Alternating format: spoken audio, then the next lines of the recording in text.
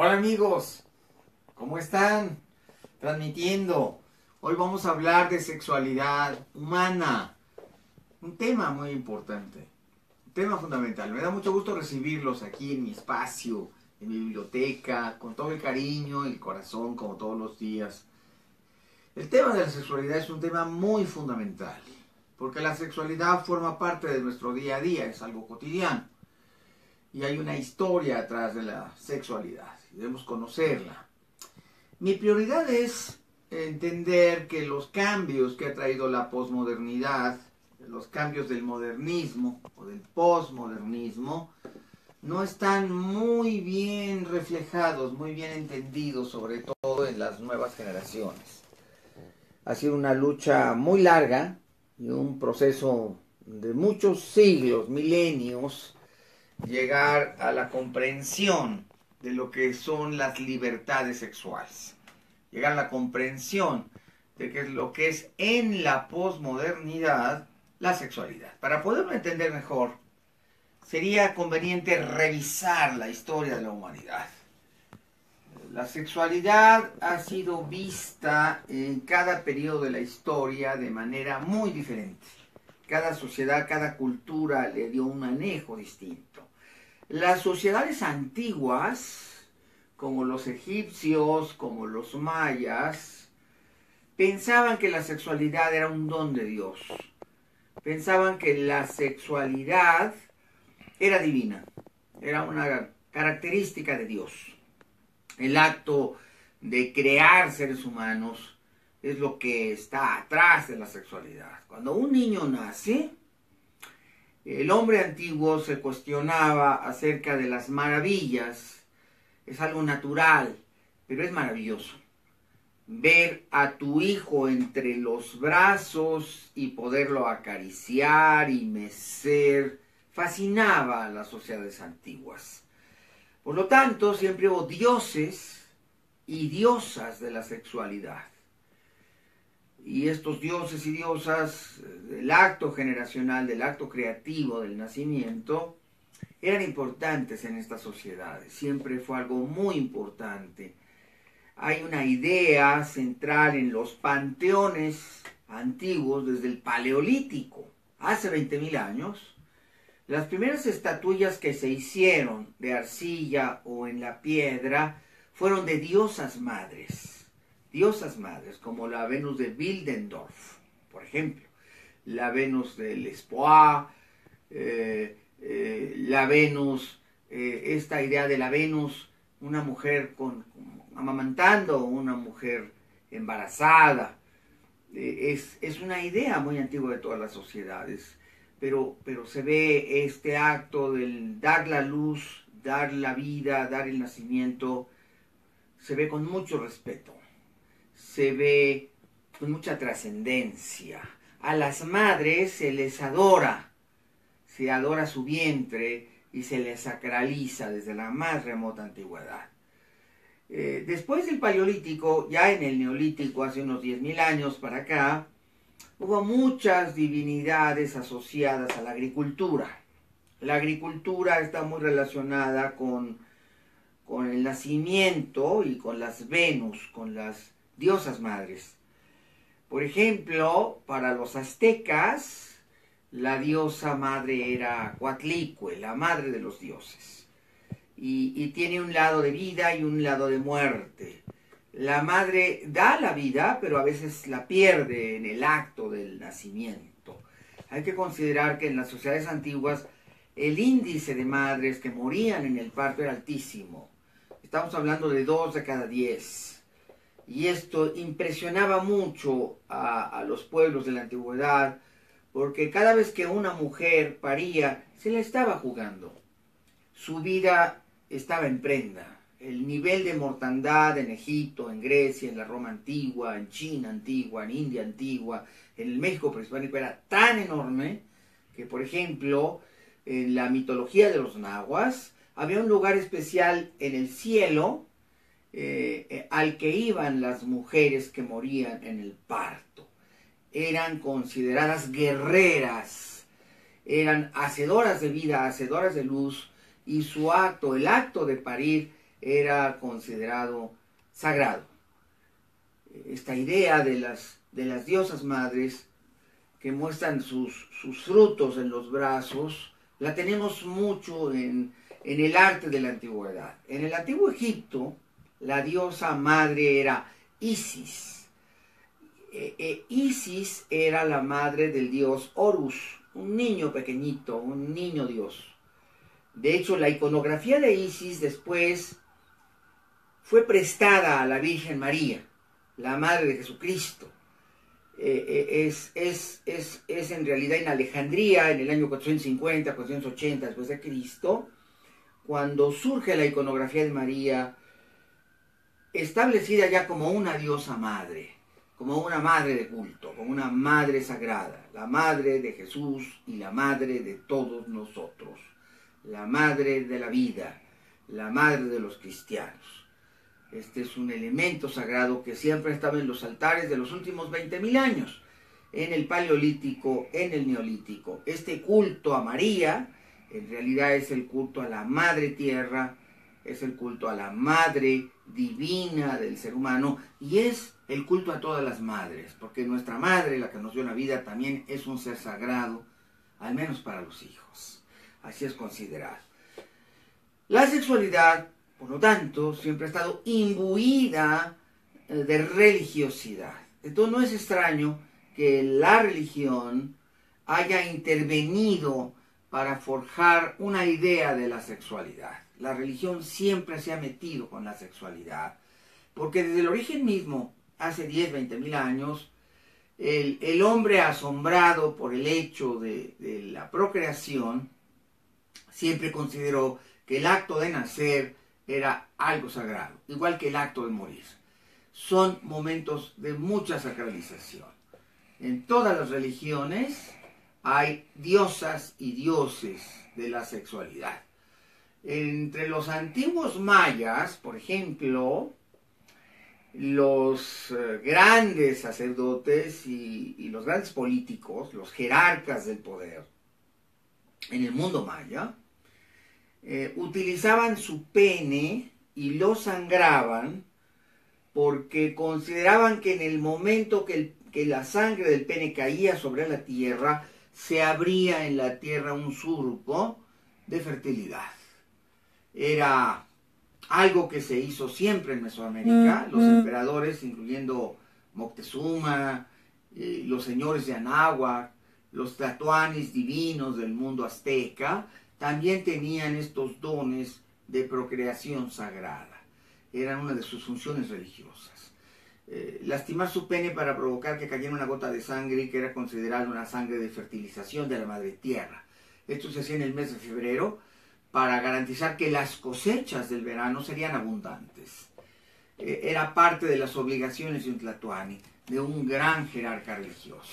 En el antiguo Egipto también, y la antigua Mesopotamia, en Sumeria, en Babilonia, había este tipo de cultos agrarios. Por ejemplo, en el siglo 30 a.C., en el año 3000 a.C., están documentados en escritura cuneiforme perfectamente los rituales de Inanna y Dumuzi, que eran esta pareja sagrada, un dios Adonis, un Apolo, un dios joven de 30 años que fecunda, fertiliza a una diosa joven de 30 años para la progenie familiar. Eran los dioses básicos de los sigurats de Mesopotamia. En las antiguas ciudades sumerias de Kish, Lagash, Umma, Ubaid, hay estatuillas de Inanna, estatuillas de Ishtar.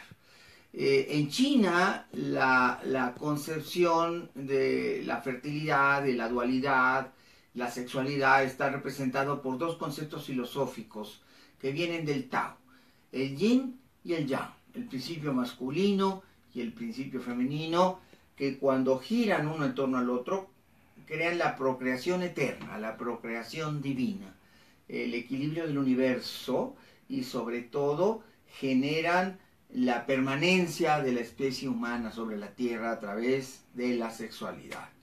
En India, el tantra y el tantrismo, que vienen del año 1000 a.C., era la manera sagrada de de que un sacerdote y una sacerdotisa tuvieran un coito, tuvieran un acto sexual que garantizara emblemáticamente, según el Tantra, la calidad sagrada del acto sexual.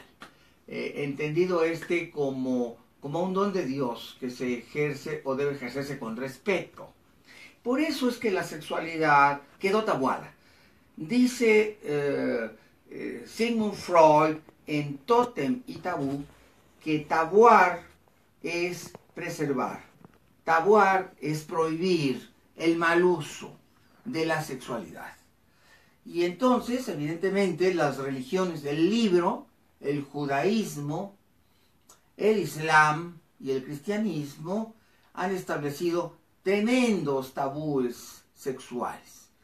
En el canon del judaísmo, desde la época en que la Biblia se escribió, es decir, desde el año 1000 a.C., ya que la Biblia empieza a escribirse precisamente en los periodos del rey David, del rey Salomón, hacia 930, 920 a.C., ahí vemos ya perfectamente establecido este tabú de la sexualidad. La sexualidad debe servir al bien común. La sexualidad no es para divertirse con ella, hay que verla con respeto. La sexualidad es para procrear y permitir que sobreviva la raza humana sobre la tierra. Esta idea es el origen de todos los tabúes sexuales cristianos. Es una idea terrible, pero inspiradora. Nos dice la sexualidad debe ser preservada como algo sagrado. Otras sociedades y culturas, como Grecia y Roma, eran completamente opuestas a esta idea. Para los griegos y los romanos, la sexualidad era divertida, la sexualidad era apasionada, la sexualidad era permitida en cualquiera de sus manifestaciones. Lo mismo para la procreación que para el divertimento. No había esta idea de que fuera negativo, nocivo, el practicar la sexualidad solo por diversión. Para los griegos y los romanos, la moral sexual no estaba basada en las prohibiciones. Por el contrario, los griegos tenían extremas libertades.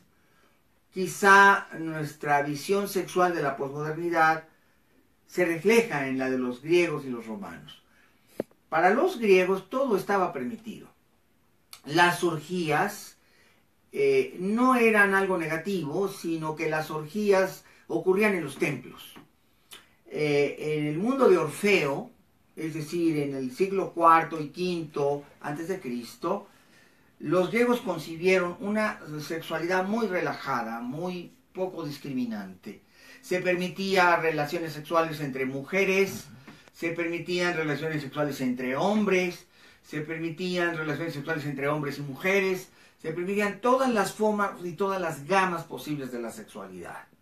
Esto, por supuesto, no gustó a los cristianos, por eso llamaban paganismo a la práctica indiscriminada de la sexualidad.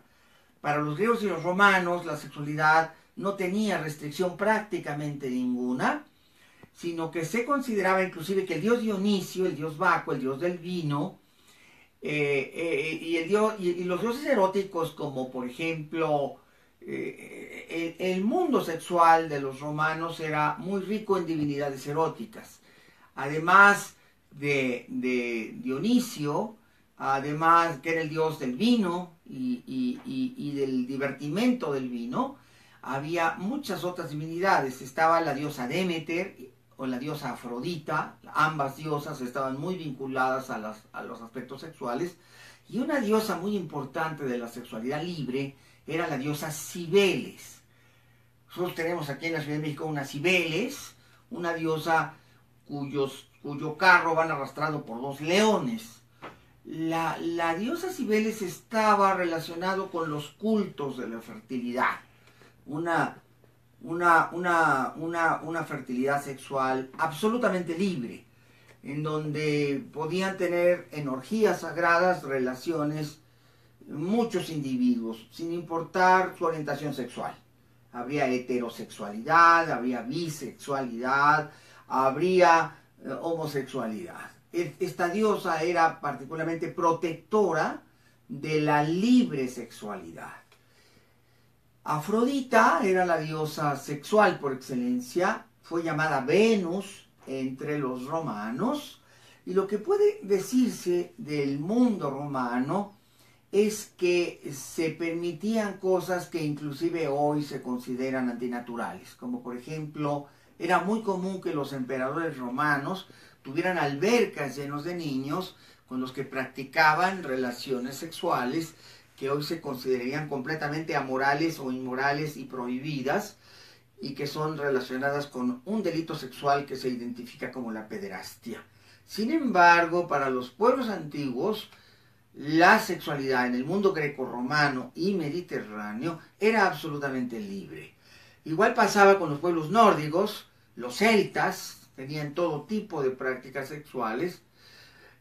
Los pueblos nórdicos que dieron lugar a las naciones y civilidades de Europa, como por ejemplo los francos y los galos que dieron lugar a Francia, los anglos y los sajones que dieron lugar a Britania, hasta a Inglaterra, o los germanos y los alanos que dieron lugar a Alemania, ellos tenían una total libertad sexual. Los más nórdicos, como serían los finlandeses, los holandeses, los daneses, los vikingos, por llamarles de manera más específica, también practicaban una sexualidad absolutamente libre y no tenían ningún empacho en las orgías. Eran grupos que se divertían sexualmente, y entonces la sexualidad cumplía dos gamas: la gama de la reproducción y procreación y la gama del divertimento, el juego erótico. No era considerado en estas sociedades y culturas, civilizaciones, el juego erótico de ninguna manera negativo. Entre los pueblos de Mesoamérica, los incas fueron muy eróticos, tanto como los griegos. El inca tenía una sexualidad que a los españoles en el siglo XVI les causaba terror, porque cuando uno visita, por ejemplo, en la ciudad de Lima, el Museo de la Nación, o visita el Museo del Oro, en las afueras de Lima, uno ve que prácticamente el arte de los incas es el falo. Hay falos por todos lados, en formas, tamaños diversos, materiales diversos, falos de oro, falos de barro, tipos de cerámica, piedra. El culto al falo es parte de este regocijo de la sexualidad.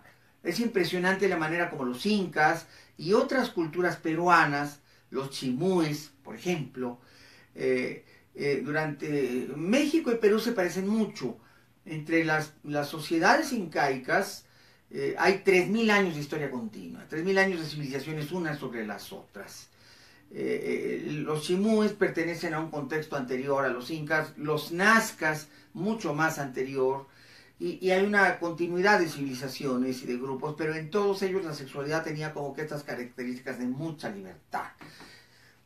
En la antigua Mesoamérica, entre los aztecas, los mayas, los incas, los teotihuacanos, los mixtecos, los zapotecos, la sexualidad también era absolutamente libre.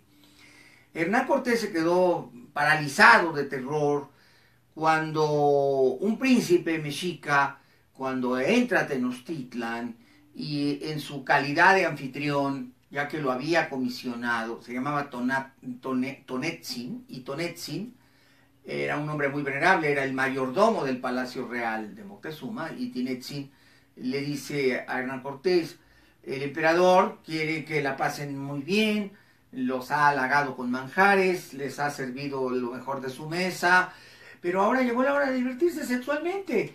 ¿Qué le envío, señor Hernán Cortés? ¿Quiere una docena de jovencitos o quiere una docena de jovencitas o los quiere mezclados?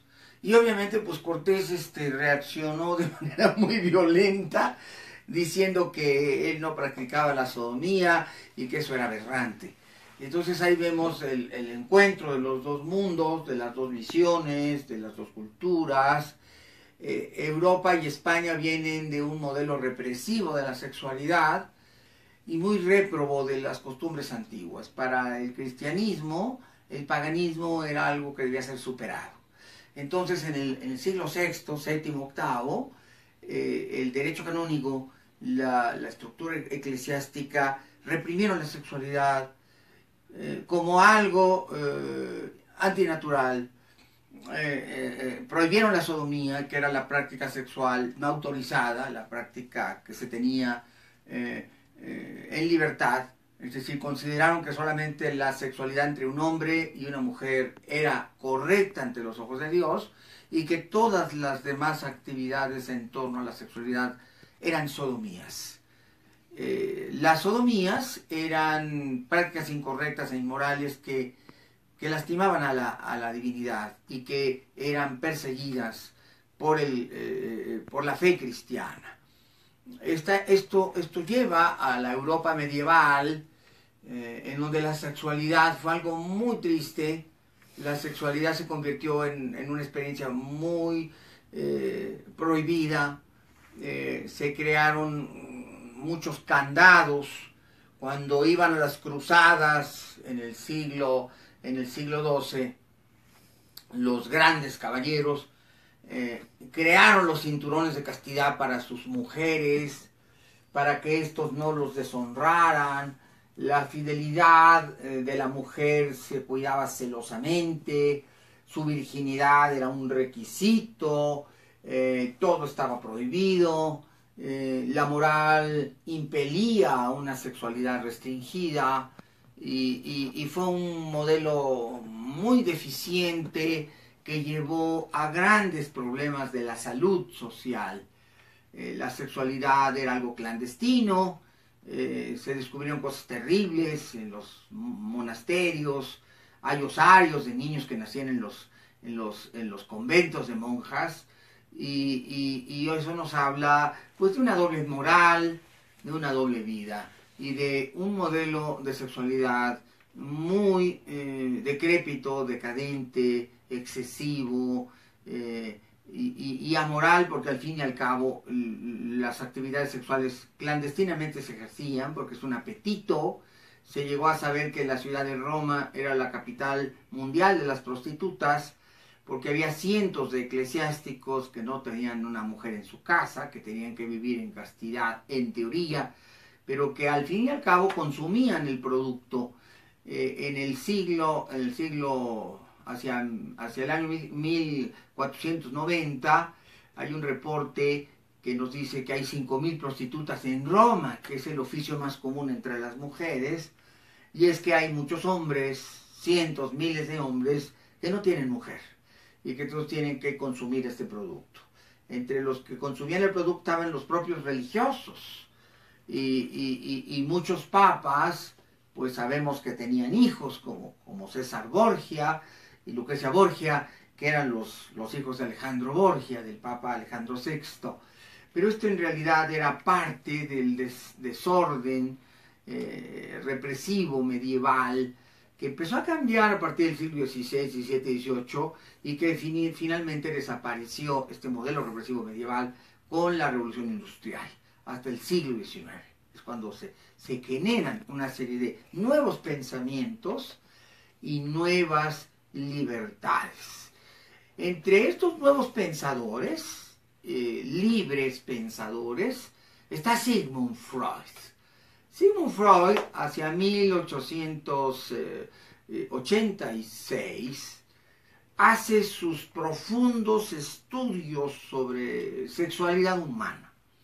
Su idea del psicoanálisis es una revolución de la conciencia. La idea de que muchas enfermedades se sufren por la represión de la sexualidad empezó a triunfar a partir de la publicación de un libro de Freud que se conoce en todo el mundo y que es el libro base de su pensamiento psicoanalítico, la interpretación de los sueños. La histeria era una enfermedad muy común en el siglo XIX. Sigmund Freud había ido a París a estudiar con Charcot, en un lugar llamado un hospital para mujeres histéricas, para mujeres con problemas de salud mental, Les Salpêtriers, se encontraban miles de mujeres que presentaban todo tipo de somatizaciones histéricas, entre ellas la ceguera, la parálisis corporal, las convulsiones. Y para Sigmund Freud, después de haber estado 6 meses con su maestro Charcot, estos síntomas terribles estaban muy relacionados al aparato represivo del periodo victoriano, de la era victoriana, de la sexualidad humana. Cuando Freud pudo demostrar que la represión de la sexualidad genera muchos disturbios de la salud y grandes males mentales, entonces fue cuando tuvimos una idea nueva, diferente, y fue cuando surgió la idea de una libertad sexual que no quiere decir otra cosa que dejar de reprimir la sexualidad humana. Entre los discípulos de Sigmund Freud estaba un tipo, una personalidad, un personaje extraordinario. Se llamaba Wilhelm Reich. Wilhelm Reich, o Reich, como le llamamos actualmente, es el padre de la revolución sexual. Por supuesto que tomó las ideas de la visión de Sigmund Freud, que cambió nuestra manera de ver la sexualidad.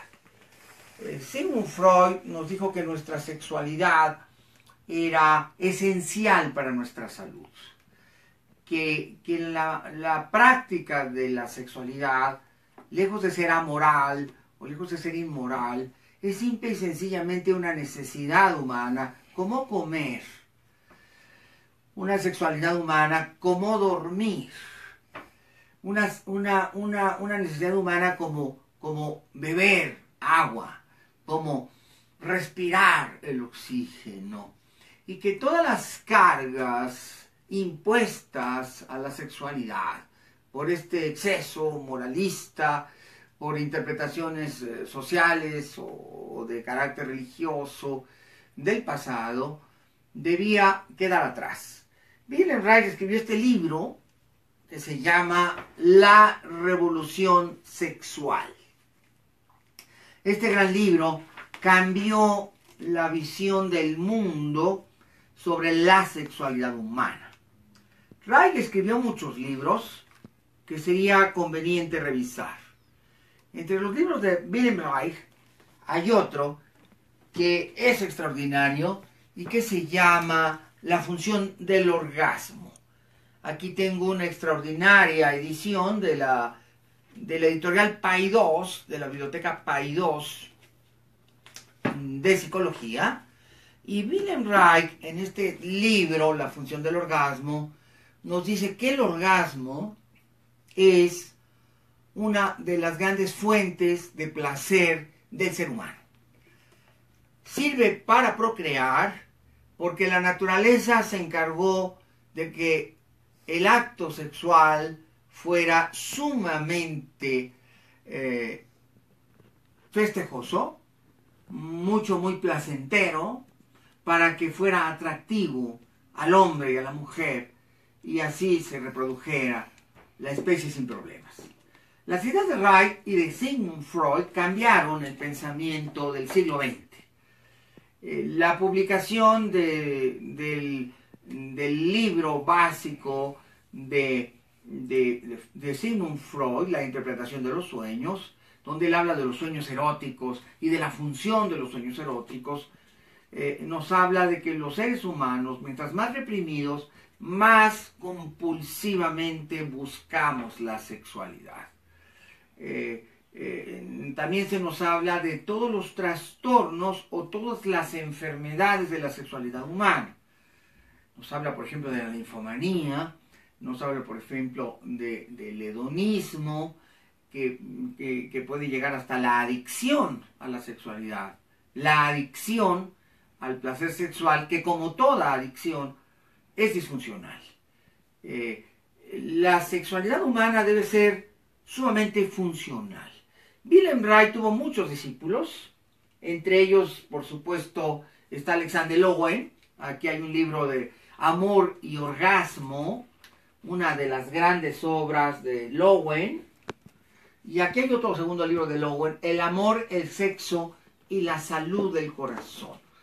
Es importante señalar que cuando hablamos de educación sexual para los jóvenes, para los niños, para las nuevas generaciones, debemos entender que la sexualidad y el amor son cosas diferentes y hasta opuestas. ¿Por qué diferentes y hasta opuestas? Porque el amor es un sentimiento cargado de afectividad. El amor es un sentimiento de renunciación, en donde el placer sexual solo ocupa un pequeño espacio. El amor es intelectual, el amor es devocional, el amor es emotivo. Lo que une a un hombre y a una mujer durante toda una vida no es el acto erótico. La sexualidad es importante, la sexualidad es significativa, pero la sexualidad se da con o sin amor. El consumo de la sexualidad a nivel erótico es simplemente la atracción de los cuerpos, el gusto por la carne, como decían en la Edad Media, el gusto por la carne, el gusto por el cuerpo, el gusto por las sensaciones y emociones orgásmicas, están en un nivel de la conciencia, que es el nivel erótico. Pero más allá del nivel erótico hay un superyo, hay niveles muy elevados del amor sublime, que me hace renunciar a todo y que en el cerebro humano es una descarga de un neurotransmisor que no surge del acto erótico. Los seres enamorados, los que se aman, los verdaderos enamorados, los que viven realmente el amor, como en este libro extraordinario que a mí me encanta, Los guerreros del amor, el nuevo paradigma de la pareja, de Rubén González Vera, un libro que a mí me dice mucho para entender la diferencia entre estar enamorado y querer tener sexo. Son dos mundos. El acto sexual es un regocijo del cuerpo y es una demanda como comer, es una demanda como dormir, es una necesidad biológica. Y el acto de amar es trascendente. Viene de la pureza de las fuentes más éticas de la conciencia. Entrego lo mejor de mí, entrego mi ser, mi mundo de ideas, entrego mis emociones, entrego mi voluntad a la construcción de una relación duradera y permanente y para toda la vida, o al menos se desea que sea para toda la vida. Mientras que el orgasmo es simplemente orgasmo, es simplemente la atracción de los cuerpos. Se sabe hoy, por razones de neurociencia, a través de la neurociencia, que el orgasmo está relacionado y es dirigido en el cerebro por un neurotransmisor distinto al del amor. El amor de los cuerpos o la relación de pareja en la vida conyugal, es decir, que el elemento definitivamente que une la relación sexual, eso que sentimos como gran calor y gran deseo, es producido por la dopamina. La dopamina es la responsable de que el pene se erecte. Sin dopamina no hay erección masculina, no hay erección del falo, del órgano sexual masculino. Es una acumulación de este neurotransmisor, que no es el neurotransmisor de la pareja del amor. Se da en el erotismo, pero en realidad lo que une las mentes, las conciencias del amor, es otro neurotransmisor que se llama oxitocina. Hay un libro que yo escribí sobre la oxitocina y la dopamina, y que ustedes pueden ver, consultar, entender, y que se llama La química del pensamiento. Aquí en La química del pensamiento yo hablo de los 40 neurotransmisores cerebrales que existen en nuestro cerebro y que rigen la totalidad de nuestras conductas. La acetilcolina rige el pensamiento intelectual, la memoria, la inteligencia. La dopamina está relacionada con el erotismo, la oxitocina está relacionada con el amor. El amor y el erotismo van juntos o pueden ir separados, no necesariamente juntos. Y es importante entender el pensamiento sexual de la posmodernidad. La posmodernidad tiene 30 años. La posmodernidad comenzó en las postrimerías del siglo XX.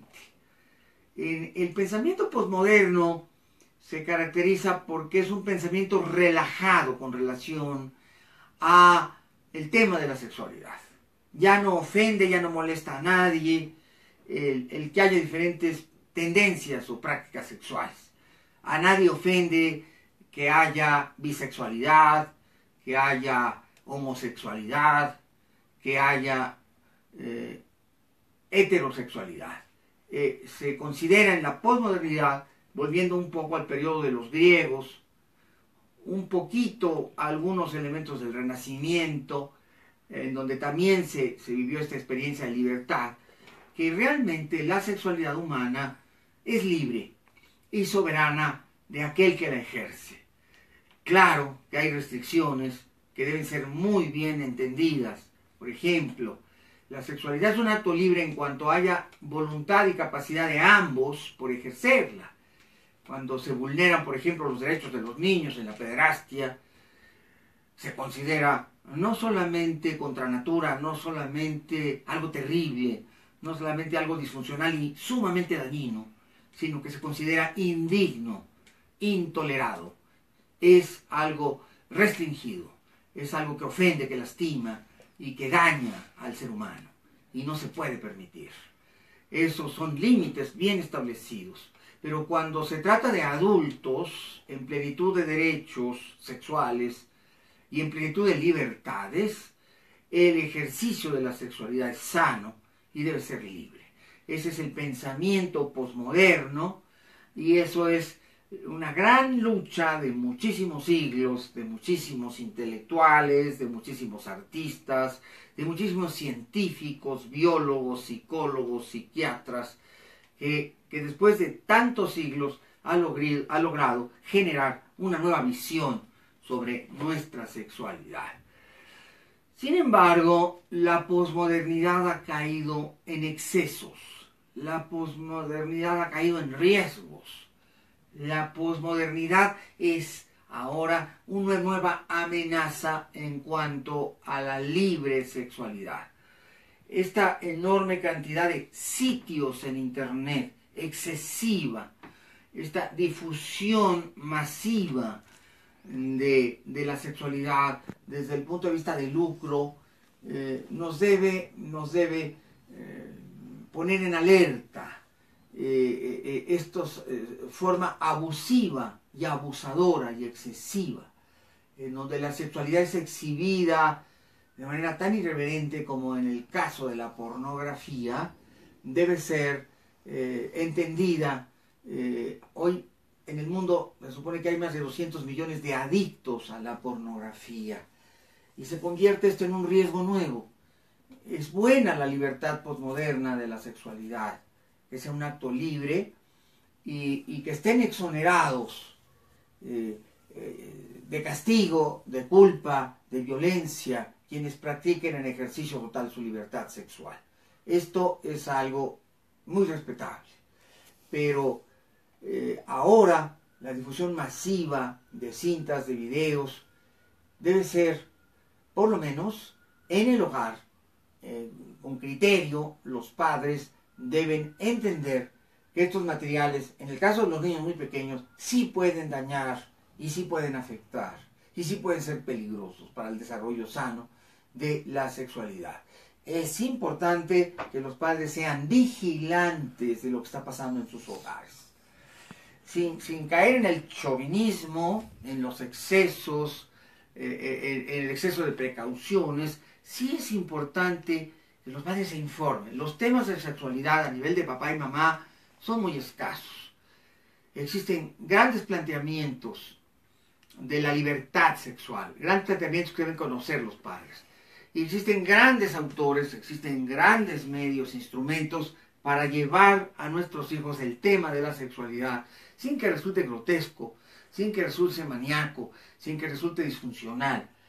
Voy a presentarles el tipo de materiales que están a nuestra disposición y que nos pueden ayudar muchísimo cuando en el interior del hogar nos damos cuenta de la necesidad de información que tienen nuestros hijos y a veces no sabemos qué hacer, porque el tema de la sexualidad sigue siendo tabuado, sigue siendo peligroso, sigue siendo mal visto en los hogares.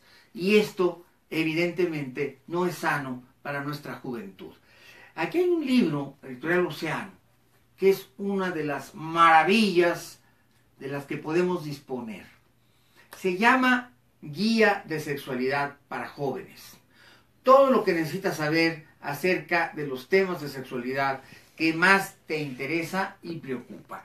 Este libro lo sugiero tanto para jóvenes de 14, 16, 18, 20 años, como para los padres de los jóvenes, los abuelos de los jóvenes. A veces no se sabe tratar el tema de la sexualidad en la casa. A veces el padre se aflojera o le da pena o no siente que tiene la capacidad o el conocimiento para transmitir a su hijo, la madre a su hija, y esto frena y puede ser inadecuado. Así como es nocivo el abuso, el exceso del consumo de pornografía, también puede ser muy lacerante para la familia el que el padre, papá y mamá no sepan nada del asunto y no tengan ninguna capacidad de poder orientar a sus propios hijos en esta área del saber, que es irrenunciable. Y estamos obligados a entender, estamos obligados a saber, estamos obligados a conocer. Entonces, esta es una herramienta, existen varios autores, varios libros, pero este tipo de documento, este tipo de guías de la sexualidad, están hechos de manera tan inteligente, como en el caso de este libro, que en realidad son preguntas y respuestas. Algunas para jóvenes de 14, 16 años, otro para jóvenes un poquito mayores, pero está diseñado de tal manera que aquí hay un maestro del saber en los temas de la sexualidad. Nos debe preocupar, con relación a la sexualidad de nuestros hijos, el hecho de que la última encuesta de salud pública en México demostró que los chicos le están perdiendo miedo a las enfermedades terribles de transmisión sexual. Alguien les dijo, no sé quién, que ya el SIDA ya no es peligroso. Y esto no es cierto. El SIDA sigue siendo muy peligroso. El SIDA ya no te mata, pero sí reduce tu calidad de vida. Sí merma tu patrimonio personal. Sí cambia tu psicología de la vida. Nuevas enfermedades sexuales han surgido como el papiloma humano, que está haciendo devastación entre los jóvenes.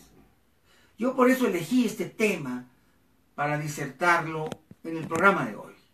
Hay una devastación entre los jóvenes entre 15 y 25 años. Los jovencitos un poquito mayores, los que ya no son tan jóvenes, los de 30, 35, tuvieron otra experiencia en su momento.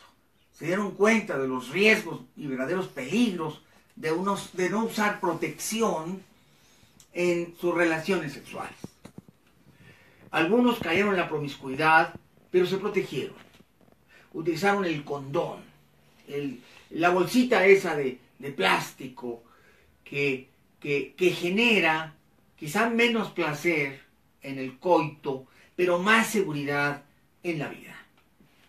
Por lo tanto, si se toca el tema en casa, si se explica correctamente, si se tienen todos los elementos y se utilizan como herramientas para concientizar a nuestros jóvenes de los riesgos tan graves de que más de 40 enfermedades de transmisión sexual, algunas muy terribles como el papiloma humano, que puede ser causa de cáncer, el SIDA que sigue siendo un peligro, la sífilis que prácticamente erradicada ya está regresando. Si realmente queremos orientar a la sociedad y orientar a nuestros jóvenes en el hogar, tenemos que hacerles conciencia de que no se puede tener ninguna relación sexual. Riesgosa, porque hay relaciones íntimas, las parejas que conviven bajo el mismo techo, que están casadas o tienen algún tipo de vínculo permanente y que se guardan fidelidad. Bueno, se pueden dar ciertas libertades, el riesgo es mucho menor. Pero en el sexo incidental, en el sexo eventual, en el sexo que no es bajo esta relación de convivir bajo el mismo techo, el peligro es enorme. El peligro es muy, muy grave. Y tenemos un registro de más de 8.000 niños en México que tienen SIDA. Y estos 8.000 niños, que se sabe porque puede haber mucho más, estos niños que ya nacieron con SIDA, fue por descuido de sus padres, porque ellos lo contrajeron y lo transmitieron a sus hijos desde el día de su nacimiento, y por lo tanto es algo que no es tolerable, que no es adecuado, que no es posible, que debe ser evitado. Y la educación sexual es el camino correcto para tener conciencia de estos riesgos. El SIDA es galopante, se está incrementando nuevamente. Hay una tendencia entre los chicos de 15 y las chicas de 15 a 25 años de que no es lo mismo usar el condón que no usarlo. Que el verdadero placer es cuando no lo usas. Y el riesgo es muy grande. Por eso es tan importante que entre otros muchos puntos sobre la sexualidad humana, sea perfectamente conocido por los jóvenes. Aquí, por ejemplo, en la página 73, el libro es muy puntual cuando dice: ¿qué riesgo existe? Es una pregunta que le hace al autor un joven supuesto. ¿Qué riesgo verdadero existe de contagio de enfermedades sexuales cuando no se utiliza protección alguna? Y el autor responde: el riesgo llega a ser del 98% y las opciones son 116 enfermedades y las enlista. 116 enfermedades de los diferentes tipos de gonorreas, y que podríamos decir son enfermedades leves, hasta otras sumamente peligrosas. Y cuando el joven lee esto y sabe que viene de la mano de un experto, enseguida se va a googlear y ya despertamos, ya picamos su curiosidad, ya le dimos herramientas, ya le transmitimos conciencia, ya le dimos armas para defender su salud, para defender su vida. Hay otra pregunta muy importante que se hace 2 páginas antes. ¿Es verdad que el uso del condón disminuye las sensaciones o el placer sexual? Y la respuesta es contundente. De acuerdo a un estudio hecho en la Universidad de Pasadena, en California, de 100 jóvenes encuestados, 92 dijeron que no se sentía ninguna diferencia. Y de 100 mujeres, 94 reportaron lo mismo, que no se percibía en realidad ninguna diferencia. Por lo tanto, dice el autor, la diferencia es algo relacionado con una programación mental. Es simplemente una idea que tú traes y que te hace sentir diferente, porque la evidencia es que no hay diferencia. Por lo tanto, este libro es como una especie de gran consultorio médico, gran consultorio psicológico, para que los jóvenes se informan. Y en la estructura del libro son 320 preguntas y 320 respuestas que los jóvenes pueden hacerse sobre su sexualidad.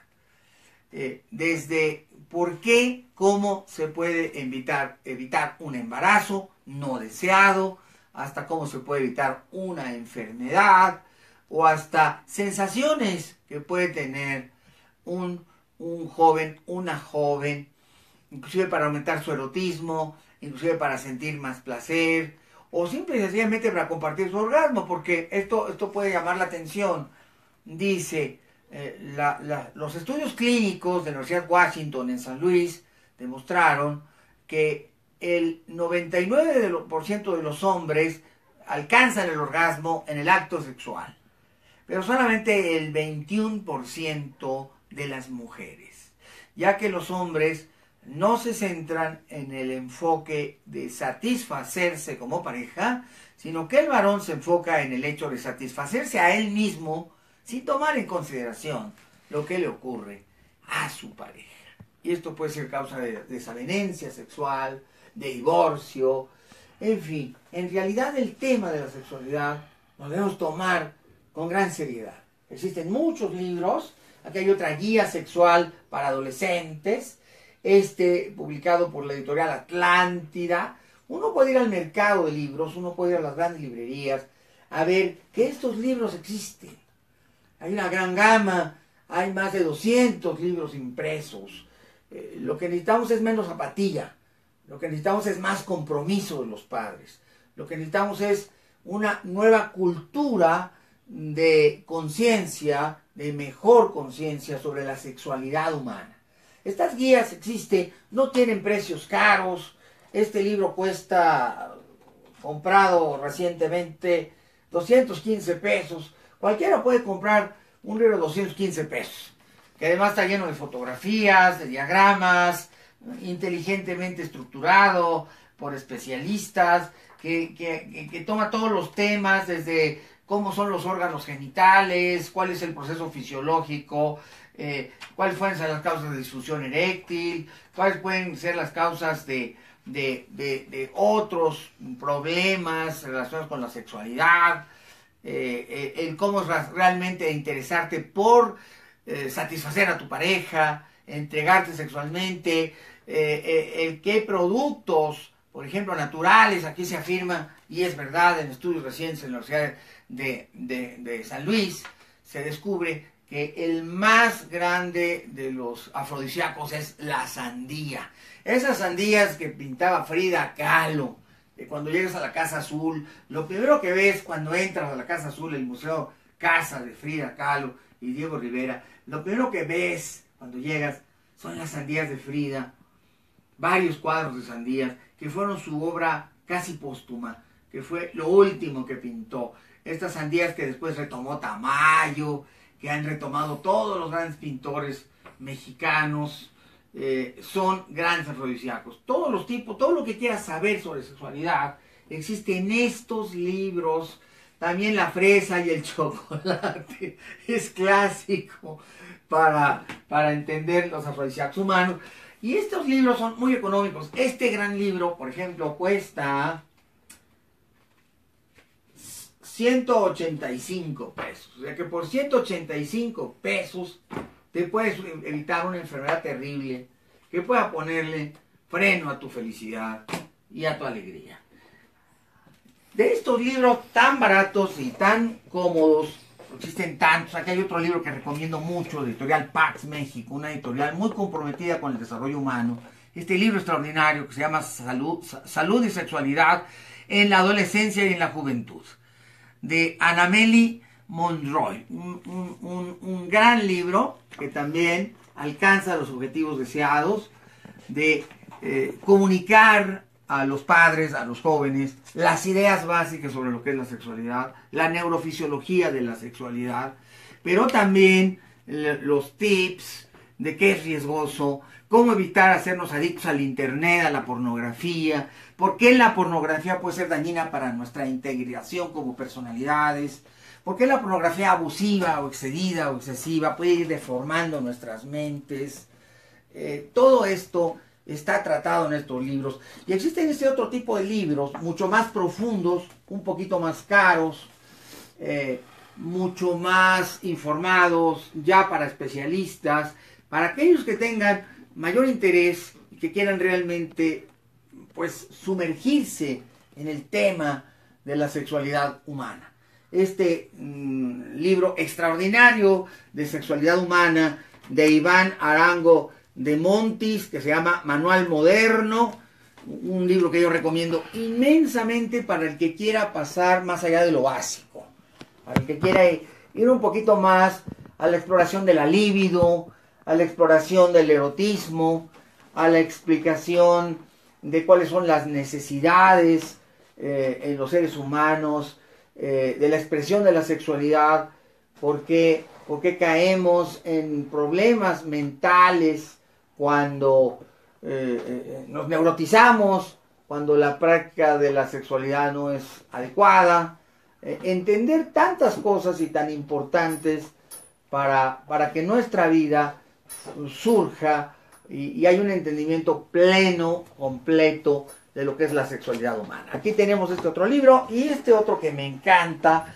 Este a mí me gusta por la manera, es el de Estupinilla, Pere Estupinilla, editorial Debate, por la forma que tiene tan elocuente, a veces graciosa, divertida, de tocar los temas de la sexualidad. Se llama S igual a EX al cuadrado, la ciencia del sexo, de Pere Estupinilla, editorial Debate, un librazo de esos que vale la pena estarse una semana leyéndolo, releyéndolo, volviéndolo a leer, encontrando que hay tips, encontrando que hay métodos, encontrando que hay formas de hacer de la sexualidad un placer sano, un placer funcional, un placer erótico con límites, sin que caiga en excesos, en abusos, en contraindicaciones que pueden, deformaciones, aniquilar tu verdadera fuente de placer. Porque la ética nunca hace daño, y hay ciertas barreras y restricciones éticas, también como la sexualidad, los límites de la sexualidad, que también deben ser explorados, porque también son necesarios. Porque cuando vemos en el abuso, en el exceso, de cualquier cosa, el abuso o el exceso, en lo que sea, es siempre ir hacia atrás, perder lo que se tiene. Una sexualidad restringida no es adecuada. Una sexualidad libre, plena, es sensacional. Pero una sexualidad sin límites tampoco funciona, tampoco es funcional. Los límites siempre preservan lo mejor de las experiencias humanas. Límites los debe haber. Y estos límites van a ser un seguro de vida para la práctica feliz de la sexualidad humana. Por eso es importante hablar de este tema, y ¿quién mejor que los propios padres para orientar a sus propios hijos? Evidentemente que aquí hay el cierre de un círculo virtuoso, que es entender que ellos, que los aman tanto, serán, si se informan y son capaces, sus mejores guías, como lo han sido en tantos otros aspectos de la vida. Por lo tanto, aquí tienen... Continuamos, amigos, nos salimos del aire, tuvimos una falla técnica. Decíamos que tenemos el derecho irrenunciable de ser padres, tenemos la obligación también, no nada más son derechos, también son obligaciones. Tenemos la necesidad de saber. Ya no estamos en los tiempos donde no pasaba nada. Ahora tienes una amenaza directa a través de las nuevas realidades, las realidades virtuales, en tu casa. Los niños a veces no tienen idea de a qué sitios se meten. Tú tienes que tener una vigilancia de qué sitios son, porque los niños son curiosos y pueden ocurrir cosas muy graves a través del internet, cuando los padres no tienen plena conciencia de qué es lo que sus hijos están viendo. Por eso es tan importante esto. Para concluir, déjame decirte que estos libros, que son realmente, están a tu alcance, te van a dar una enorme posibilidad de poder responder preguntas a tus hijos. Hay una pregunta terrible que a lo mejor la gente no quiere que sus hijos se les hagan nunca. Pero se las voy a hacer porque pues, mientras más profundicemos en el tema, mejor resultado habrá. Dice el autor, durante muchos años, quizás siglos, el tema de la sexualidad ha sido tabú. Esto ha impedido la exploración correcta de los aspectos que tienen que ver con una de las realidades más obvias y objetivas. Cuando los adolescentes lo son, empiezan a explorar su cuerpo, empiezan a tocarlo, descubren las grandes experiencias que la sexualidad les ofrece. La masturbación es el primer intento de orgasmo del ser humano. Existe en todas las culturas y en todas las sociedades. Y seguramente a lo largo de todos los milenios, la exploración de la masturbación ha sido práctica de todos y de todas. La masturbación hoy es vista desde la ciencia como una experiencia natural, como algo cotidiano y normal, como algo que se practica como el cepillado dental. Fíjense qué forma tan lúcida del autor, de los autores de este libro. Este libro no tiene un autor, tiene un grupo de psicólogos que se denominan a sí mismos de Diagram Group, el grupo Diagrama. Y son 12 autores concretamente, y todos especialistas en sexualidad. Y lo que llama la atención de este libro es la forma tan directa de tocar de acuerdo a los temas. Y luego viene la parte de las preguntas y respuestas que supuestamente harían los jóvenes. Una mujer pregunta, ¿los hombres cómo se masturban? Y bueno, viene la explicación de cómo es la masturbación. Y luego la pregunta siguiente, ¿y las mujeres cómo se masturban? Y viene la explicación. Y luego viene la pregunta, ¿y la masturbación diaria es una buena práctica? ¿Mejora la salud o genera estupidez? Como decían mis maestros de secundaria. Y la respuesta de los autores. La masturbación es una práctica común, como ensalivar, como respirar, como comer. Lo haces muchas veces al día y no te pasa nada. ¿Cuántas veces al día consumes líquidos? ¿Cuántas veces al día picas o comes? Mucho o poco. La masturbación es tan natural como comer. La masturbación es tan natural como escuchar música. Puede llegar a ser un deleite y no es un deleite prohibido. Puede llegar a ser excesiva, pero aún así no es malsana. Entender la masturbación como una experiencia es vivir tu cuerpo y entender sus sensaciones.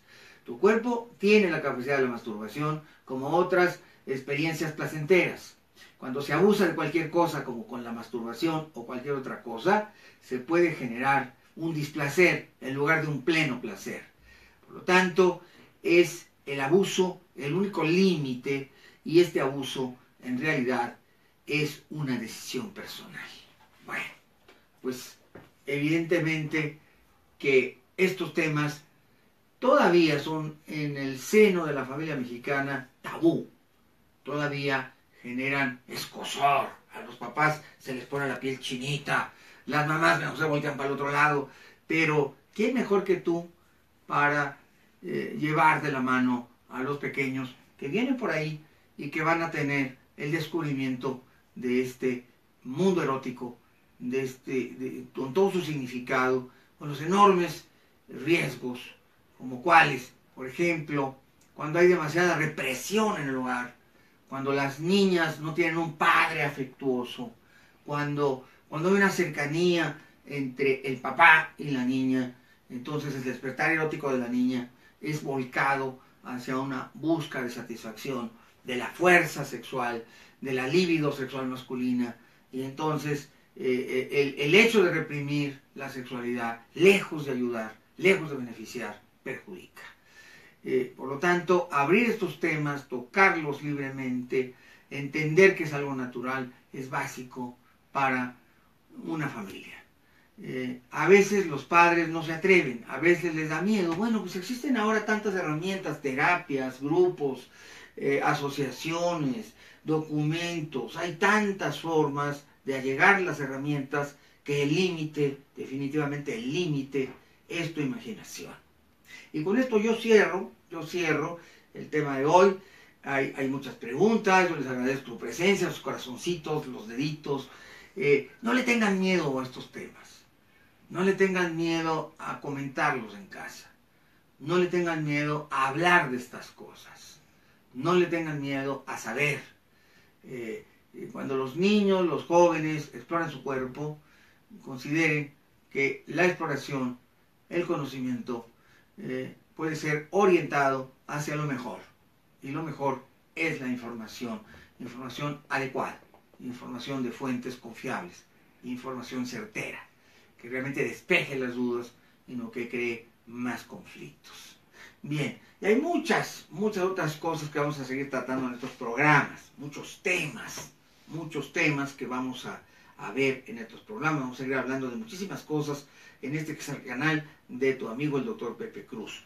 Es importante que estés con nosotros. Transmitimos todos los días alrededor de las 3 de la tarde, a veces a las 4, a veces un poquito antes, pero siempre estamos aquí con ustedes apoyando el gran esfuerzo. Y vienen mis grandes cursos, así es que voy a anunciarlos. Vienen mis grandes cursos. Aquí está mi número telefónico. Mi número telefónico 5610-0069. Aquí estoy siempre con ustedes. 5520-0224. Aquí está mi número telefónico 5610-0069, 5520-0224. Y vienen los cursos, ya me pasaron la lista de cursos, las fechas. Viene el curso del manejo del estrés. El manejo del estrés comienza el 12 de junio 2017. Ya puedes pedir informes en estos números telefónicos e inscribirte, ya te puedes inscribir. También viene el curso de egiptología. El curso de egiptología comenzamos el día 14. El día 14 del mes de junio. ¡Ay, egiptología! Voy a hacer, por supuesto, un programa de egiptología, hablando de los dioses, las diosas, hablando del Nilo, hablando de las grandes ciudades que hubo a lo largo del Nilo, los 3000 años de historia, hablando de su arqueología, hablando de su arte, hablando de su cultura, su civilización, hablando de su culto a la muerte, el Valle de los Reyes, el Valle de las Reinas, hablando de los sarcófagos, de las momias, hablando, por supuesto, de las pirámides.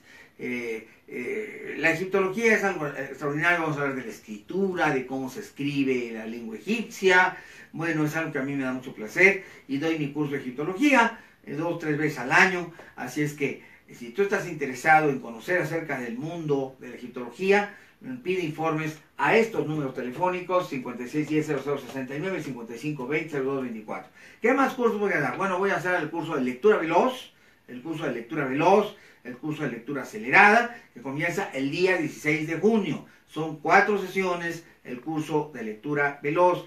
Técnicas británicas y americanas de estudio. Este ya es un curso de verano, el curso de verano de técnicas de estudio, para que cuando regresen los chicos a la escuela sean el mejor de la clase. Esto es bellísimo, esto es extraordinario.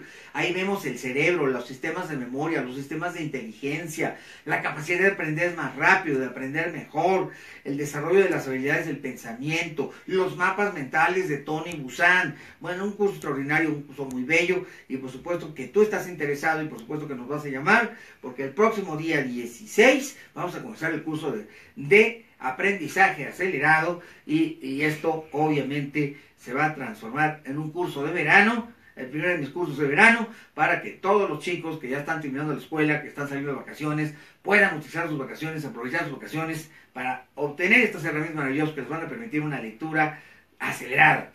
Luego, el curso de autoestima será el próximo 26 de junio. Repito, autoestima, el próximo 26 de junio. La capacidad de amarnos a nosotros mismos, de crecer como seres humanos, de desarrollar nuestros talentos y nuestras habilidades plenamente a través del autoconocimiento, de la automotivación y el autodesarrollo. Esto es el próximo 26 de junio. Yo los espero el 26 de junio, porque el 26 de junio vamos a comenzar el curso de autoestima. Y finalmente el gran curso, el mejor curso del Dr. Pepe Cruz, Tus hijos son tus espejos, el árbol de la vida, con programación neurolingüística. Repito, tus hijos son tus espejos, el árbol de la vida, y el desarrollo de la programación neurolingüística. Este es curso para familias. Y aquí siempre regalamos un espacio, 2x1, comenzamos el 15 de junio, 2x1, es el momento de llamar y de inscribirte. Repito, 2x1, empezamos a partir del 15 de junio, el gran curso Tus hijos son tus espejos. Es el momento de inscribirse y de participar con nosotros. A partir del 15 de junio y 2x1 vamos a hablar del pensamiento, las leyes del pensamiento, las capacidades de crecimiento, el proyecto de vida, las metas, mejorar nuestra comunicación, las relaciones entre padres e hijos, la capacidad de ser mejores seres humanos, mejores padres, mejores hijos, y sobre todo vencer las adversidades de la vida, alcanzar los objetivos que queremos y desarrollar nuestras habilidades y destrezas para ser las personas que siempre hemos deseado ser. Ahí tengo toda la gama de cursos, la gama de talleres. Repito, manejo del estrés, 12 de junio. comenzamos. Egiptología, 14 de junio, comenzamos. Aprender acelerado, 16 de junio, comenzamos. Y autoestima, el 26 de junio, también comenzamos. El día 15 de junio comenzamos con programación neurolingüística. Tus hijos son tus espejos. Ahí tienen 5 talleres, 5 cursos que van a comenzar. Y aquí están mis teléfonos: 56 10 0069, 55 20 02 24, para que estén conmigo, para que me llamen, para que me acompañen. Puedes tomar más de un curso, puedes tomar 2, puedes tomar 3. Y sobre todo, los cursos de verano, tanto el de autoestima como el de aprendizaje acelerado, son cursos de verano. Manda a tus hijos, mándamelos a todos, porque seguramente les va a hacer un enorme beneficio. Y en estas vacaciones van a aprovechar para tomar estas herramientas y crecer con ellas. Y bueno, pues hemos llegado a la parte final. Yo me despido. Aquí se quedan mis teléfonos. Aquí voy a estar con ustedes como siempre. Y mientras regresamos a Radio Centro, que ustedes saben que vamos a regresar ya muy pronto, les vamos a decir la fecha en que vamos a regresar a Radio Centro y la fecha en que van a poder sintonizar los programas de radio. Ya me habló la señora Merced Aguirre y nos dijo: muy pronto vamos a empezar otra vez en Radio Centro. De verdad que estén pendientes de la señal Radio Centro, porque muy pronto regresamos a Radio Centro. Y amigos, los quiero mucho. Uy, muchos corazoncitos, muchos deditos. Yo les agradezco su presencia, su preferencia, su persistencia, y nos despedimos diciendo, como decimos todos los días: sí puedo, es fácil y lo vamos a lograr.